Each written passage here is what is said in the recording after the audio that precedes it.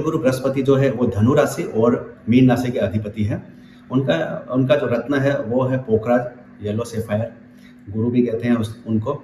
और ये जो है इसका ये जो रत्न है इसका कोई भी साइड इफेक्ट नहीं है, कोई भी धारण कर सकता है, लेकिन उसके बाद भी कोई किसी भी अच्छे ज्योतिषी की सलाह लेकर आप धारण कर सकते हो। वैसे तो ये रत्न ये रत्न जो है वो धनु राशि और मीन राशि वाले धारण कर सकते हैं, जिनका अधिपति बृहस्पति है।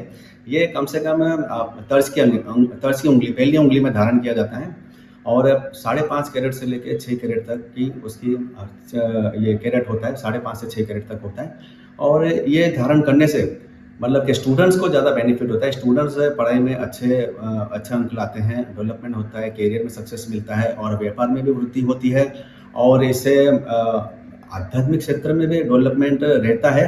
लेकिन कुछ लोगों का कहना है कि भाई गुरुजी हम ये रत्न धारण करने से हमको कोई इफेक्ट नहीं था। उसका भी एक रीज़न है कि भाई जैसे कि भाई सतयुग अगर होता तो बृहस्पति का जो रत्न है वो वैसे तो सोने में ही बैठता है और उसकी जो अवधि है 19,000 मंत्र जब बृहस्पति के करने के बाद ही आप धारण कर सकते हैं और शिवमय स्तोत्र का अभिषेक करने के बाद धारण कर सकते हैं। अभिजीत विजय मुहूर्त में धारण कर सकते हैं, गुरुवार के दिन सुबह में।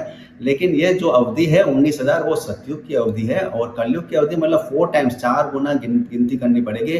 76,000 उसकी अवधि है, वो करने के बाद ही आप धारण कर सकते हैं और वो सिद्ध होता ही 76,000 मंत्र जाप के बाद है। और उसकी भी अवधि है 18 महीने के बाद आपको वापस उसको रिचार्ज करना पड़ता है और उसके बाद वापस वो वैसा ही पावर देता है जैसे पहले था।